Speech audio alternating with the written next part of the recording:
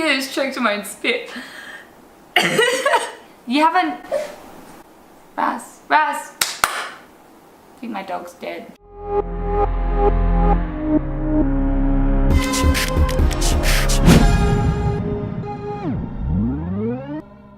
Hey guys! So, as you probably know by now, I am the biggest stinge and I refuse to pay too much for things that aren't really worth a lot.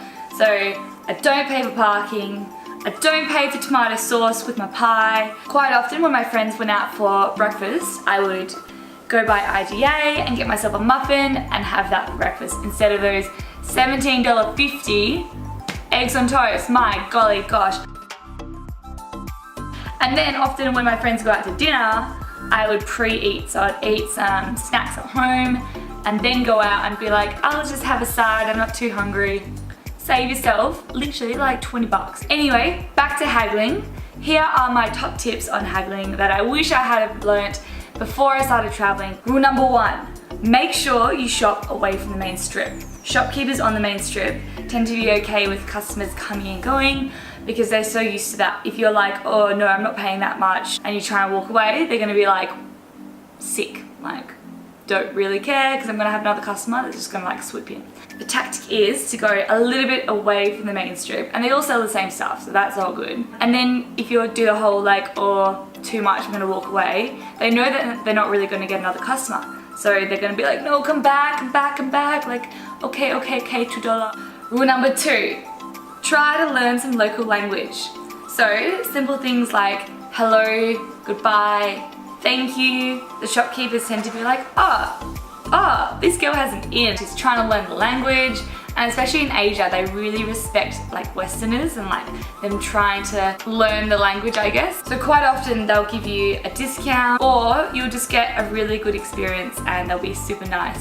Rule number 3, make sure you give the right vibe when you walk in. Don't make it look like you're in a rush because they're gonna see and they're gonna be like, I'm gonna jack the prices up because this girl looks like she's in a rush. She won't have time to haggle. So therefore, I'm gonna get more money. Don't do what I used to do and be an emotional buyer. Make sure you're not taking a generic Eiffel Tower piece of merchandise and be like, oh my gosh, I love this so much, it's so pretty. Play it cool and be like, look, this is really cool, how much? Because if they see that you're emotionally attached to something, they're gonna be a lot more stubborn with the price because they know you're willing to pay more. Rule number 4, don't flaunt your money. You work hard for your money, pouring beers, being a checkout chick. Don't flaunt your money by wearing your Nike shirts, your Guess bags, your Lululemon tights, because they're really receptive in these markets and they'll pick up on that and they'll jack the prices up. Rule number 5, be charming. So, I'm not talking about flirting with them and being like, hi, what are you doing later tonight? The doctor says I'm lacking vitamin U. Is your dad a terrorist? Because you are the bomb. The only thing your eyes haven't told me is your name. I should really do a flirting video next because that was pretty good. When I say charming, I generally don't mean flirting. I mean be really nice, ask about them, and just be really interested and genuine. And once you get that connection, they'll be more likely to give you a discount, maybe throw in something extra. But in saying that, you still need to be really assertive and make sure you're not a pushover because everybody likes to pushover, and you will end up in the dirt. Rule number 6, make sure you know the prices of things. Do a bit of window shopping beforehand and get a little bit of a feel for prices, and then go into a shop and be like, I'll pay you $4 for that scarf. And they'll be like, oh no, $4 too cheap, $6. As you can see, my most recent trip was Asia. And then you'll be like, oh no, not $6. I saw for the other shop over there, $4. And then they'll be like, okay, I'll give it to you for $5. And then you'll be like, oh no, well since I'm here, I will pay $5, okay. And you might have only seen it for $6 around the corner, but that's kind of how you play the game. Rule number 7, half the original offer. That will give you an